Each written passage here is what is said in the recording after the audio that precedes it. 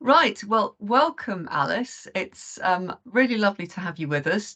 Everybody, this is Alice Randall, and I'd like her just to introduce herself and say what we're doing today. So, hello, my name is Alice Randall. I'm the singer and songwriter of Memories by Alice's Yellow Flames. And I'm here today to talk to you about the song, how much money it's raised for charity, and a little bit about my experiences as well. That's fantastic. So thank you, Alice, and really important that we say a massive great thank you to you for the money that you're donating to Disability Rights UK through the royalties for the song, which are doing incredibly well already, and we really appreciate that. Um, you're someone who's obviously we've talked a bit before this, and you're obviously someone who's got a lot of passion for the work that you do and the music that you've produced. Do you want to say a little bit about how this song came into being? So, sure. So, I was sitting on my bed about 8 months ago, and in the past, I had really bad traumas. When I was younger, I had a very difficult childhood.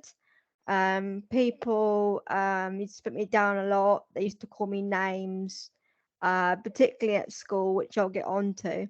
So I was sitting on my bed and the song started to come out. And then obviously, and it came to me pretty quick actually. I mean, because I love radio presenting, I do, and obviously with all these experiences. And then I knew some musician friends that that I got together with, and yeah, created this song. Okay.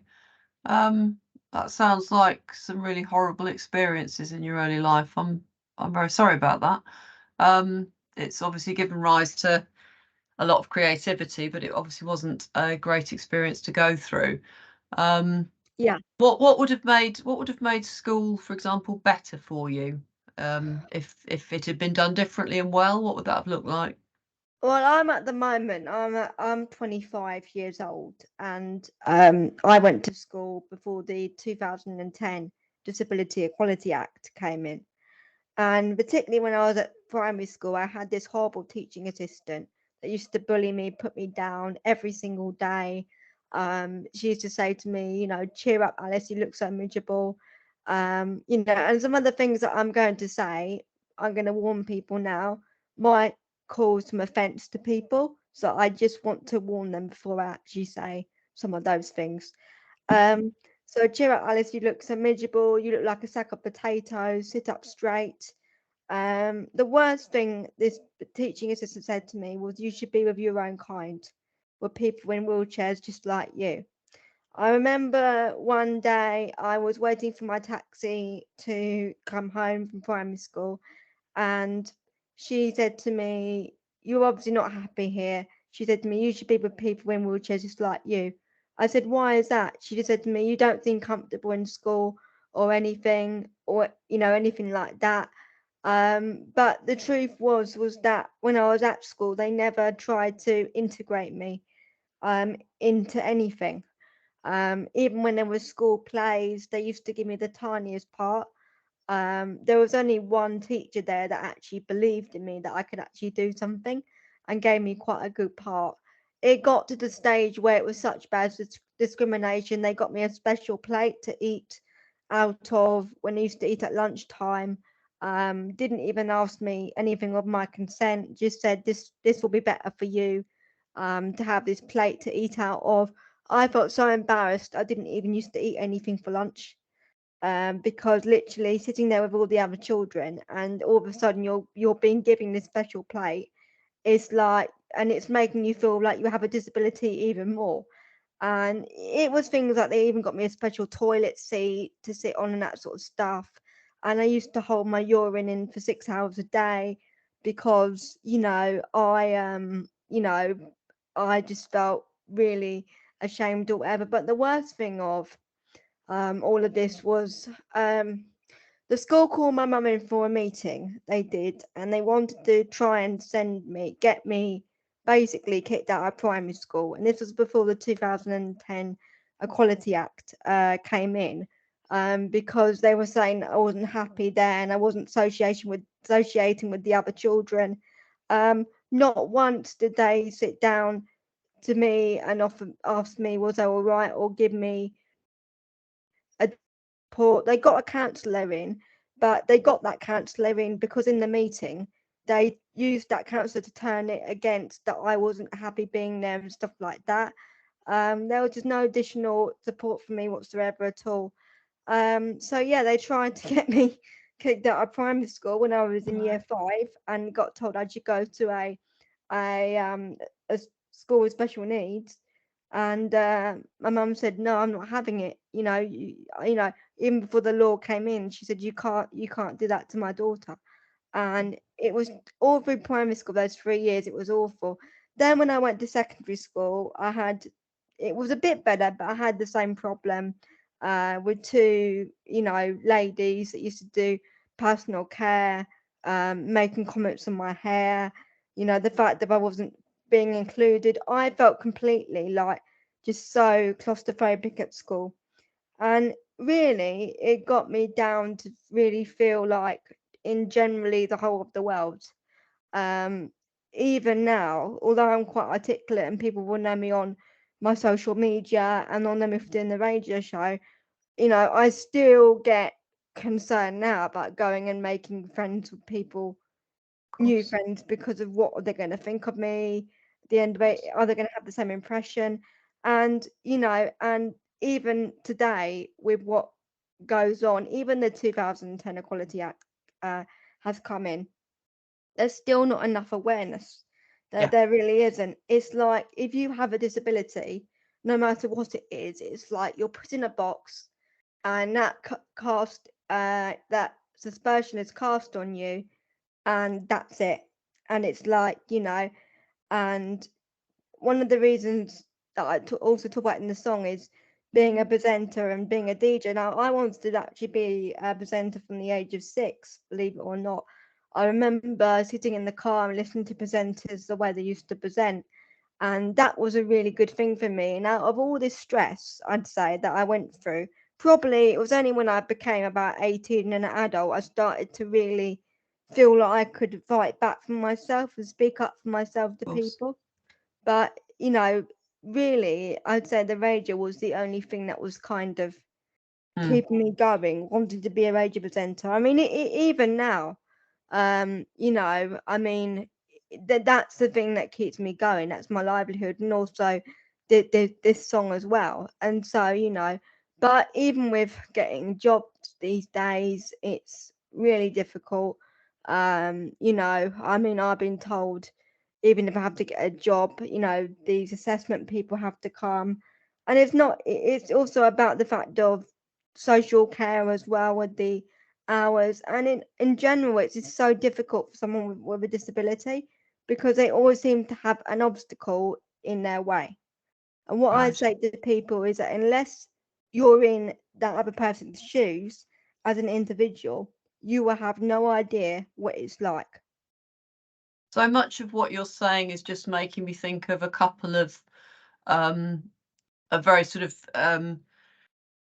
big things within the disability rights movement. And when one of them is nothing about us without us, and that whole story you tell about, equipment being purchased for you that you didn't want and all of that, that's absolutely classic. It's stigmatizing somebody and making them different when they haven't even asked for that, which is what that made me think about. And the other is, we work on the social model of disability, which exactly says what you've just said, which is it isn't the person, it isn't the condition or the disability that's the problem. The problem is a disabling society that does Yeah. the sorts of things that you've experienced. And so much of what we do is well, all of what we do really is about combating that, which is what the royalties you're donating is going to be a part of doing. Just going back to the song then, what would you how would you describe the song? What kind of music genre would you say it was? Who It's might enjoy it? Anybody, So it's a perhaps? mixture between 80s and commercial. Right. If you're a big Madness fan, then you're going to enjoy it. I made sure that it was uh, done in a way that it had that sort of Madness feel, Oh, and right. basically, but also it's quite good because it also has a commercial side to it as well. And and it's just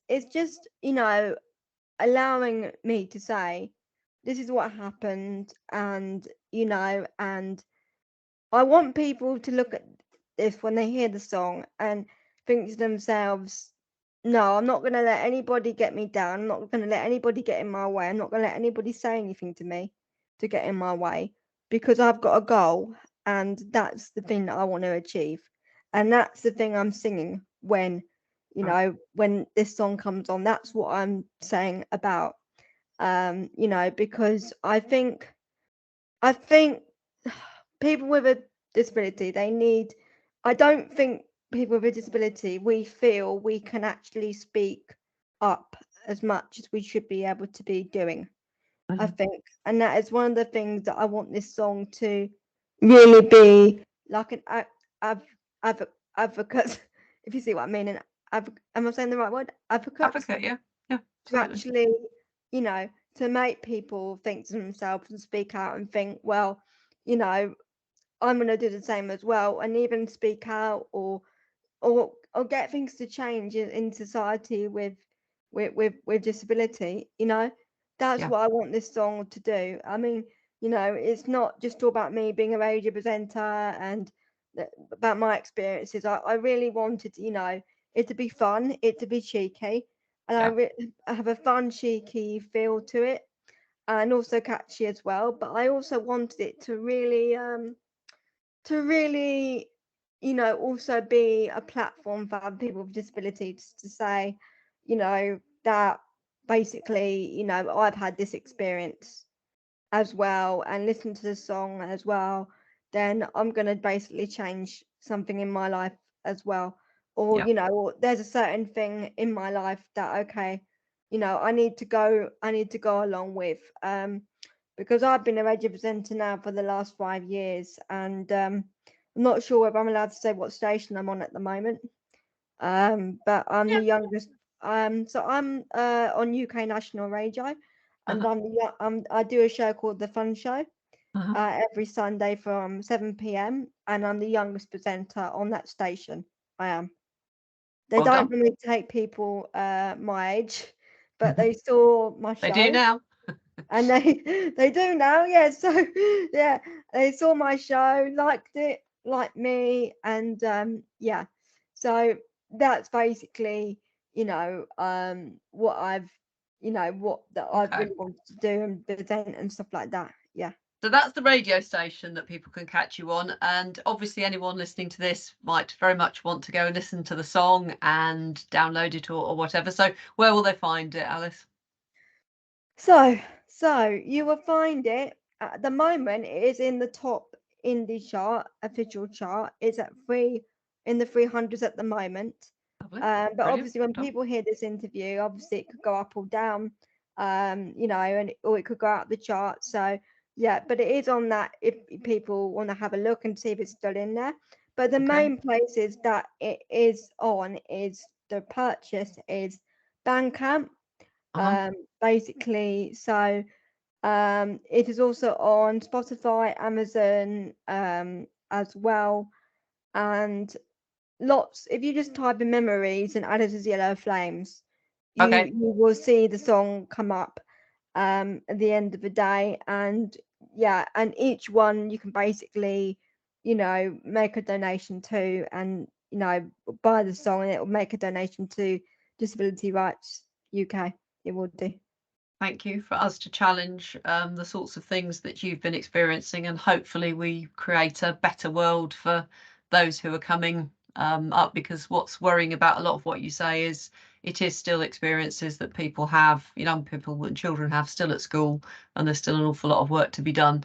I should also say that we will have the song to access via our website as well. So if anyone wants to find it on the Disability Rights UK website, there'll be a link to it up there too. Yeah. Okay. Alice, I think all that remains is for me to say a massive, massive great thank you to you for making the time for this interview, for your generous donation to us, and we really do wish you absolutely all the best with the song. I'm sure it's going to carry on going from strength to strength. Thanks very much. Thank you for that. Thank you. You take care. Bye-bye.